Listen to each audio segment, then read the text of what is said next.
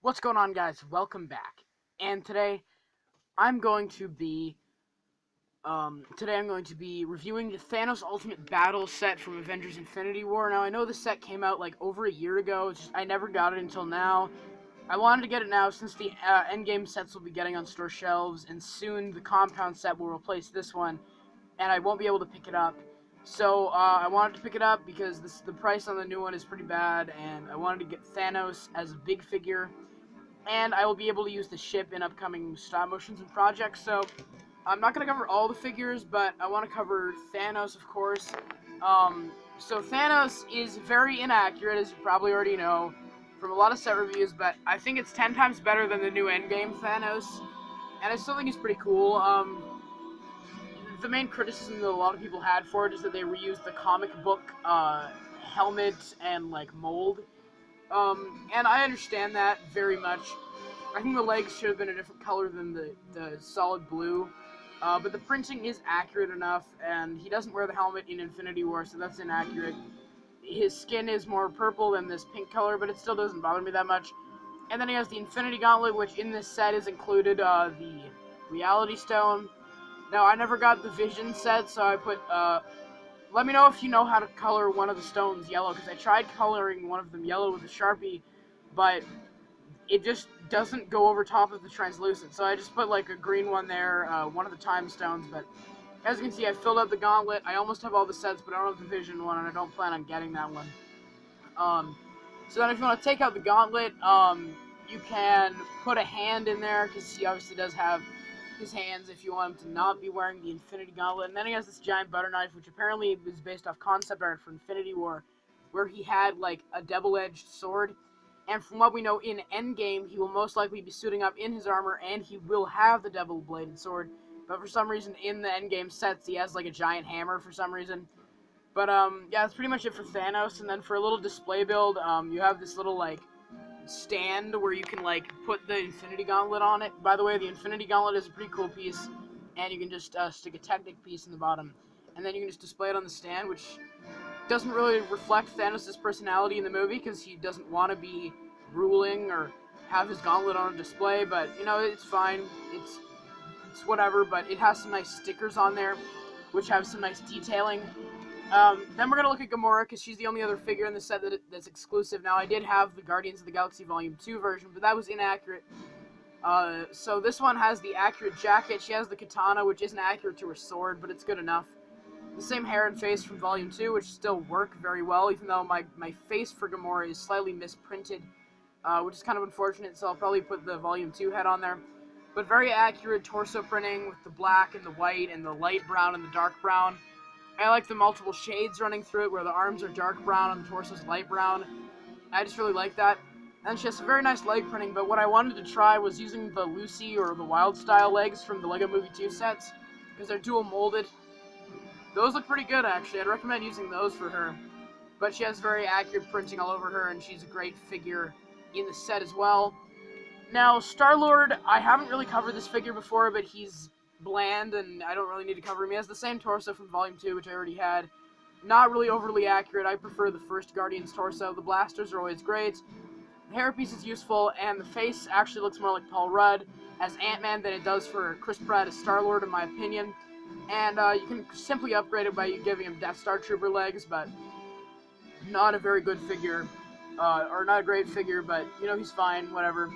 Then we have Iron Man in the Mark 50 suit, which I've covered in a ton of sets before. So I've covered him in the Hall of Armor review and in the Avengers Infinity War Sanctum Sanctorum review. But he's got these crazy jet boosters which aren't in Infinity War. He uses something similar when he like shoots out these little like drones at Thanos when he's fighting him on Titan. But he never really uses these sort of weapons, so they aren't really accurate. But it looks like he'll have something more like this on the Mark 85 in Endgame. But you just have all these power blast pieces, and if you don't know how these work, you just like stick them on there. You have like this flame looking one, and you have like there's a ton of different versions that you can use. Like you can use this one, you can use this one. Like you can have a whole bunch of different combinations with it. So I'm not gonna take a close-up look at the figure because I've already looked at him before, but he's pretty cool. One of the best Iron Man minifigures. There's just a look at the face print there. But yeah, I've covered him in 2 reviews before, and I have every set that the Mark 50 has come in at this point now, so yeah. Don't really need to look at him. But we are going to look now at the Benatar, the ship, and I remember last year everyone was like, the Milano, I think it's the Milano. No, it's the Benatar. We now know that officially with Endgame, because everyone's talking about how Tony's trapped in space. It's a very nice design. It's very sturdy, and it's a lot larger than I expected for the set to be. It is very large, and I don't know if I'll be able to use it in my stop motions like I thought I would, but I will definitely try and use some parts like the cockpit windshield for Tony when he's trapped in the Benatar for my series. That's why I wanted to get it. The seats aren't really accurate, but for a small interior, for like the exterior is beautiful, but the interior is there, but it's everyone talks about how much they love the interiors of these new ships, like the Ultimate Quinjet and the and this one, and I don't really think that the interiors are that great. Like they're cramped and they're small, and sure they exist, which some other sets don't bother to put interiors in, which I appreciate. But they're just kind of cramped and they don't really look that great in my opinion. And I'm just stalling so that I can put Gamora and Peter on this little cart, and it's a weird combination where they put a ball joint, and you're supposed to stick it between those 2 clips, red clips there. That's an interesting like connector choice, which I haven't really thought about before. But if it can actually go in there, come on, go on in there. There, so I got it in. You can close up the windshield, and that's a great print for the cockpit windshield there. The shaping is there. It is definitely. Whoa, what happened to my camera lighting there? But no, the shaping is there, and it looks very good. The stickers are good. They're hard to put on, but they are there, and they add detail. You have stud shooters on the wings, because, Lego couldn't help themselves, and they had to include the stud shooters. I love the inclusion of, like, these denim-looking, like, blue pieces. That's what I call them, like, the denim color, because I think they're really useful. You just have a ton of details on the side, like these purple bits. Like, I love that little, like, slope there, and the vents, and these little engine parts, and they just add so much to it, and it's very sturdy. Now, the back is where it doesn't look as good. That's because you're supposed to connect the Thor's Weapon Quest pod to the set, and here's the thing. I have the Thor's Weapon Quest pod. I bought that set, as you know, but I destroyed the pod, so I can't really connect it.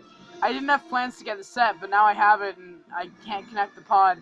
But, I was thinking, like, oh my god, what am I going to do? But then I thought, hey, the pod's already gone in Infinity War, so if I'm using it for Endgame, then I don't need the pod, because it's already been disconnected.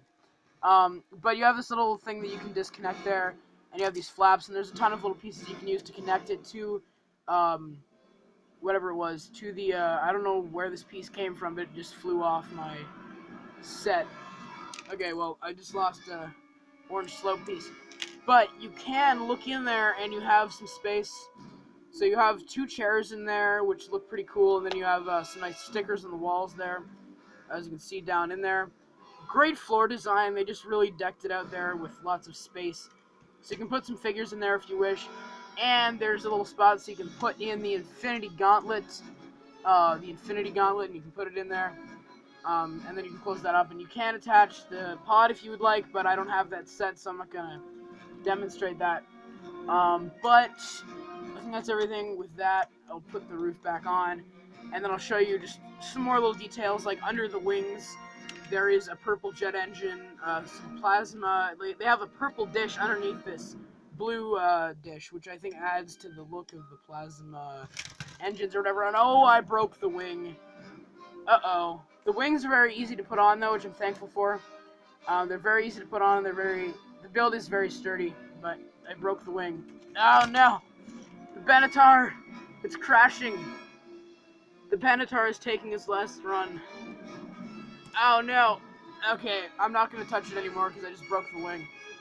But let's turn the build, and hopefully I don't break it anymore. There we go. So, we'll bring Tony back in here, and we'll put Thanos on the roof, because why not? He's there. Oh, now I know where these slope pieces belong. They belong there. There. But yeah, I'm gonna be, so, moving on to the ratings for the set. Now, you have to take into consideration, that is, that this set came out, over a year ago, so it's probably gone off most store shelves at this point because the Avengers Endgame sets are now out, and a lot of people already have it, but I hadn't picked it up until then, so I can't really rate it because it's probably gone off store shelves already, and where I live it's $90, so it's a little bit overpriced. So I can't really give an official rating for it, but like I think I'd give it like around an A minus or a B plus, somewhere around there. But since it's like a relatively old set, I can't really give a rating on it. But you guys let me know what you think of the Thanos Ultimate Battle set if you have it from Avengers Infinity War, and what you thought of my review as well. And I hope you guys have a great day. Take care.